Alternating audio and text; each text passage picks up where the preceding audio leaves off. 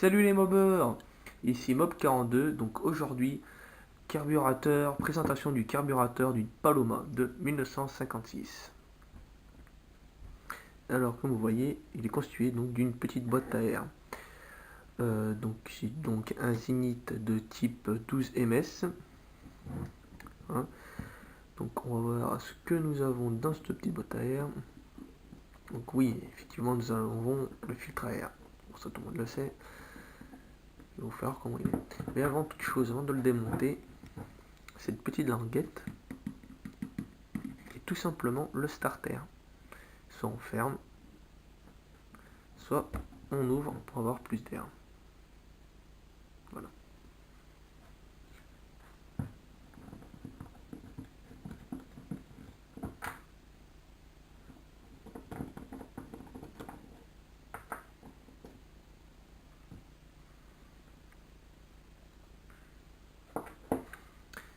Donc voilà le filtre à air.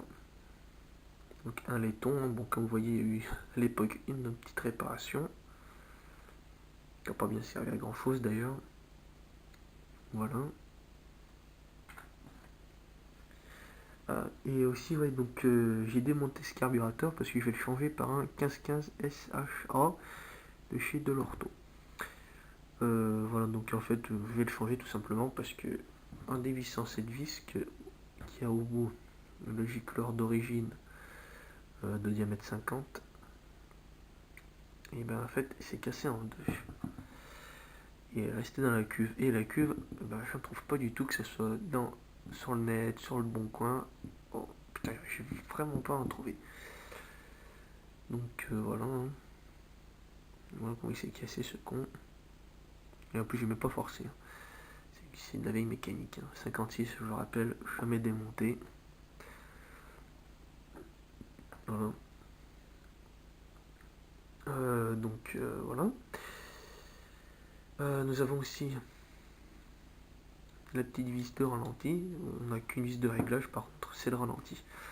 Donc il règle en fait tout simplement la hauteur du boisseau qui se trouve ici. Normalement, bon, vu que je l'ai démonté de la mobilette de la Paloma, eh ben, il n'y est pas. Voilà. On a aussi donc, il est constitué d'un petit gicleur de 40.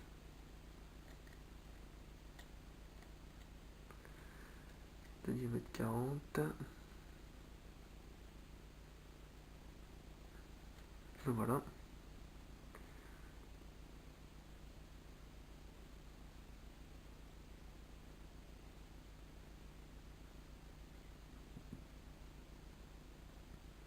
Ah, bref.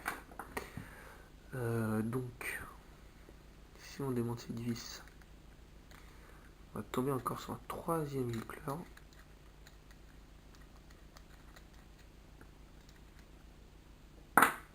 Ah, nickel, on le voit. Donc, vous voyez, il y a un autre gicleur qui est au fond. Je pense, ouais, c'est même sûr, c'est un gicleur donc de diamètre 70. Voilà. Qui se trouve juste au-dessus en fait de la vis du gicleur de 50. Diamètre 50. D'ailleurs, bah, tant qu'on y est, je vais vous faire voir où se trouve l'autre bout de la vis avec le gicleur de diamètre 50.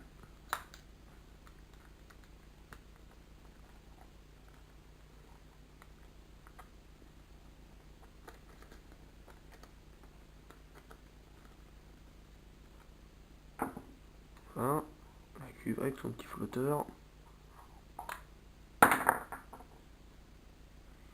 Oh, je pourrais même les garder. De toute façon, dans ce carburateur, je pense que je vais garder pas mal de pièces parce qu'il y en a des bonnes qui sont pas cassées, de rien. Donc voilà, donc voici le gicleur de diamètre 50 qui est au fond de la cuve et qui du coup s'est cassé, il est juste là. Le petit truc, un laiton, la petite vis c'est là qu'on voit un peu au fond, voilà.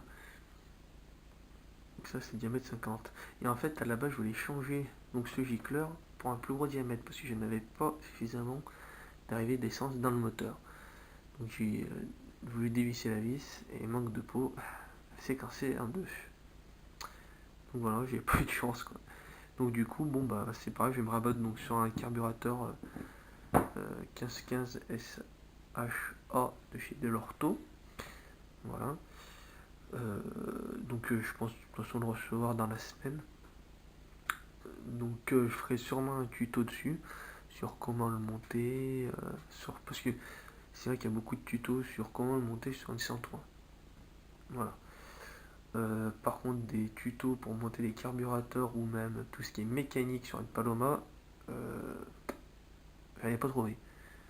À part juste des mecs qui faisaient des présentations de leur Paloma, tout ça, mais sinon, pas trop de tutos mécaniques sur la Paloma.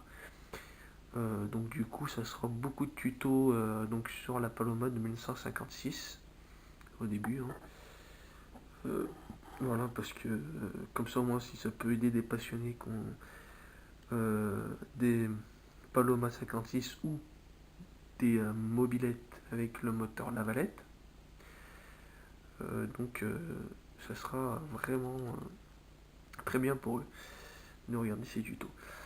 Donc voilà, donc prochainement donc, je vous ferai voir comment monter câble de starter, câble d'accélérateur sur un Delorto 1515 SHA et aussi de le remonter donc sur la Paloma. Donc voilà. Et ben je vous dis à très vite pour une prochaine vidéo. Ciao, ciao les mobbers.